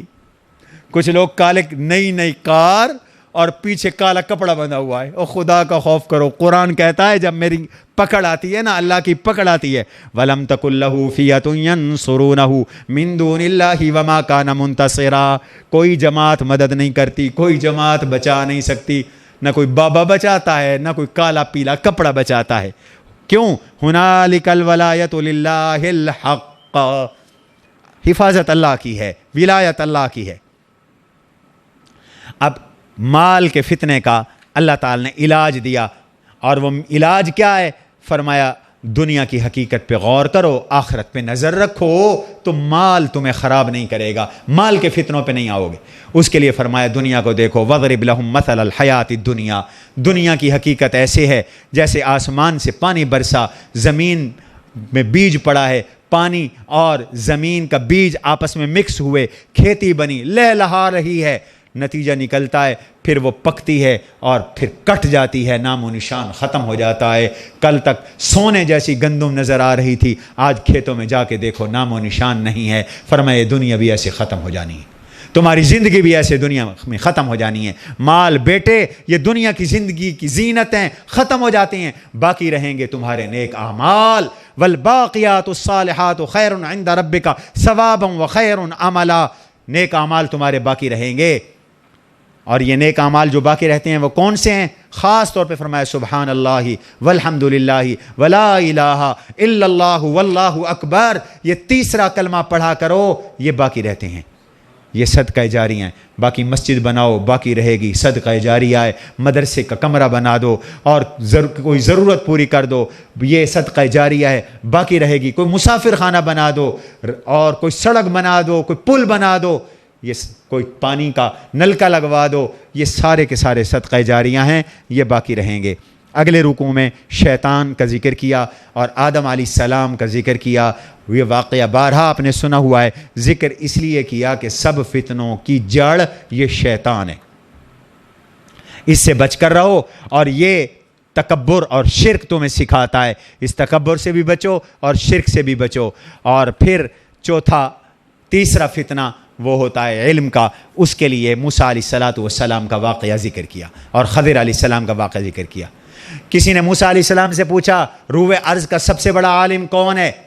موسیٰ علیہ السلام نے فرمایا میں۔ اللہ کو یہ جواب میں والا پسند نہ آیا، اللہ کو میں نہیں پسند آتا، حالانکہ بات سچی ہے، حقیقت ہے۔ سب سے زیادہ علم وقت کے نبی کے پاس ہوتا ہے، اور موسیٰ وقت کے نبی تھے، بڑے عالم تھے، لیکن اللہ کی منشا یہ تھی کہ یوں کہتے موسیٰ کہ اللہ بہتر جانتا ہے سب سے بڑا عالم کون ہے، یا اللہ سب سے زیادہ علم والا ہے، نسبت اللہ کی طرف کرتے، اپنے آپ کو بڑا عالم نہ گردانتے۔ اس لیے کہتے ہیں کتنے بھی بڑے عالم ہو، اپنے آپ کو خود مولانا نہ کہو، اپنے آپ کو خود قاری نہ کہو، اپنے آپ کو خود حافظ نہ کہو، اپنے آپ کو خود حاجی نہ کہو۔ یہ موسیٰ علیہ السلام نے اپنے آپ کو سب سے بڑا عالم کہا، اللہ کو پسند نہ آیا۔ فرمایا میرا کلیم جاؤ، جہاں دو سمندر مل رہے ہیں وہاں میرا ایک بندہ تمہیں ملے گا، وہاں جا کر اس سے ملاقات کرو اور اس سے علم حاصل کرو، اس کے پاس جا کر علم سیکھو۔ موسیٰ علیہ السلام کو اللہ نے نشانی بھی بتلائی، فرمایا سمندر کے کنارے کنارے چلتے جاؤ، مچھلی تھیلی میں رکھ دینا، جہاں وہ مچھلی زندہ ہو کر بھاگ پڑے دریا میں تو بس سمجھنا وہیں پر ہمارا بندہ تمہیں ملے گا۔ اور اس بندے کا نام تھا خضر علیہ السلام، بھانجا تھا یوشع بن نون، غلام بھی تھا، خادم تھا، شاگرد بھی تھا، بعد میں وہ نبی بھی بنے، اس کو ساتھ لے کے چل پڑے۔ چلتے چلتے چلتے راستے میں ایک جگہ چٹان پہ سر رکھ کر سو گئے، نیند آ گئی۔ حضرت جب نیند آئی تو مچھلی حالانکہ آدھی کھائی جا چکی تھی، بھوک لگی تھی، پہلے کچھ آدھی کھا لی تھی، اب وہ جو آدھی مچھلی تھی وہ زندہ ہوئی اور اس نے تھیلے سے چھلانگ لگائی اور سرنگ بناتی ہوئی پانی میں گھس گئی۔ یوشع بن نون دیکھتے رہے، نبیوں کے جو خادم ہوتے ہیں تو وہ روز ہی نبیوں کے معجزات دیکھتے ہیں، انہوں نے سمجھا کو معجزہ ہوگا، بتانا بھول گئے۔ موسیٰ اٹھے تو پھر چل پڑے، چلتے چلتے چلتے چلتے تھک گئے۔ تو حضرت موسیٰ علیہ السلام اس وقت تک نہ تھکے جب تک کہ یہ مچھلی بھاگی نہیں، آگے تھک گئے۔ اب جب تھکن ہوئی تو حضرت موسیٰ علیہ الصلاۃ والسلام نے شاگرد سے کہا کہ میاں کھانا لے آتنا غدانا لقد لقینا من سفرنا ھذا نصبا، کھانا لے آ یار، بڑی تھکن ہو گئی، بھوک لگ رہی۔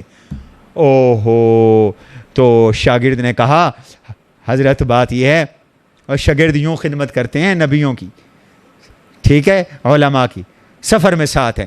شاگرد نے کہا ارأیت اذ اوینا الی الصخرۃ، حضرت وہ جب چٹان پہ آپ سوئے ہوئے تھے نا، فإنی نسیت الحوت، تو مچھلی تو بھاگ گئی تھی، میں بتانا بھول گیا تھا، شیطان نے مجھے بھلوا دیا۔ اوہو، وہی تو ہماری جگہ تھی، منزل تھی، واپس چل پڑے۔